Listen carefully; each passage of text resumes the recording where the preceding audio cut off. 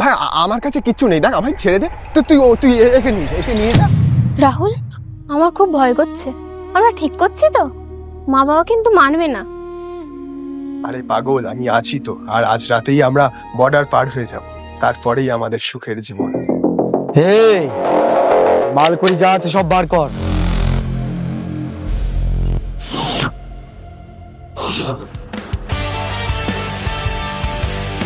বাহ, এ তো খাসা।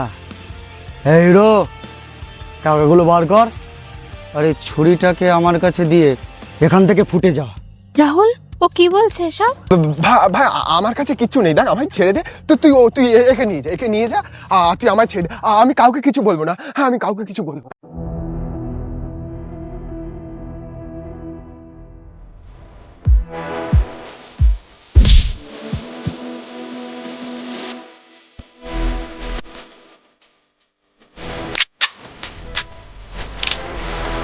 বর্ডার তো তোকে পার করবই, কিন্তু জেলের বর্ডার।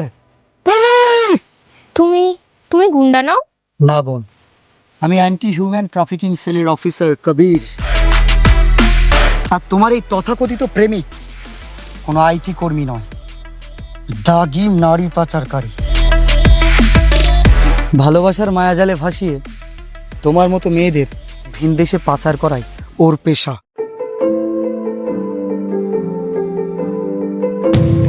অন্ধের মতো বিশ্বাস করে যার হাত ধরে নিজের নিরাপদ বাড়ি ছাড়ছেন, সে যে আপনার দুঃস্বপ্ন নয়। তার কি গ্যারান্টি আছে? ভালোবাসুন, কিন্তু যাচাই না করে অচেনা মানুষের উপর ভরসা করবেন না।